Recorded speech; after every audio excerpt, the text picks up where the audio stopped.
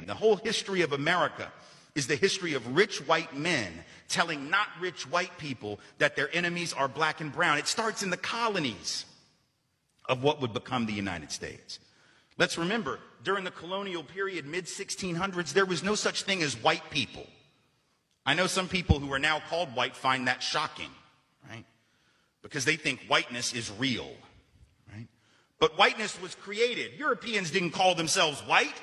We didn't call ourselves white. We weren't all members of one big happy family. Are you kidding? Have you studied the history of Europe? The history of Europe was about killing each other. That's what we did in Europe. We just killed each other before we figured out there were other people to kill. We just killed each other, right? I mean, that was the history of Europe. The English hated the Irish, right?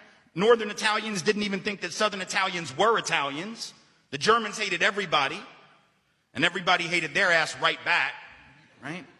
There was no team called white, no race called white, but all of a sudden, in the middle of the 1600s, there was. Why? Why was it suddenly necessary to create this thing called the white race? Well, because rich people can count, that's why. And so rich folks looked around, the ones that owned all the land, you know, in the colonies, the colonial elite, looked around and they realized something, that they were heavily outnumbered by African enslaved folks, by European indentured servants, who were just one level above a slave, or other Europeans who weren't technically indentured servants, but they were still peasants, didn't have any money, didn't have any land, and they could do the math. They added it up, and they were like, damn, we got to figure out a way to split these folks apart from one another, or they're going to rise up and take our stuff, right? Because after a while, these black folks who were enslaved Africans and these quote-unquote white folks who were poor Europeans are going to figure out they're all getting played by these rich people. Right? So ultimately, the rich figure out they got to come up with some way to get somebody in that group on their team. The easiest thing is to get the poor Europeans, right? Because at least they look like you. They sort of share some of the customs and the culture. So they all of a sudden create this thing called whiteness, and they say, now you're part of the club. Now we're going to let you testify in court, enter into contracts, vote, at least if you're a man, own a little bit of land, at least if you're a man, right? And we're going to get rid of indentured servitude. No more of that, because you're too good for that. And we're going to take the white men, now called white men, and put them on the slave patrol to keep black people in line.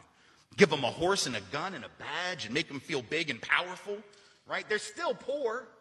They still don't have anything. They didn't pay the slave patrol well, right? Just exploited them, used them as a buffer between the elite and the other poor folks, particularly poor folks of color. And pretty soon, the rebellions that occasionally happened where black and white got together to overthrow the elite, those stopped.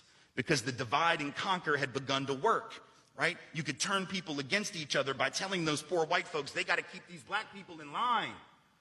And so that divide and conquer gets initiated in the colonies. Rich white men telling not rich white people that their enemies are black and brown.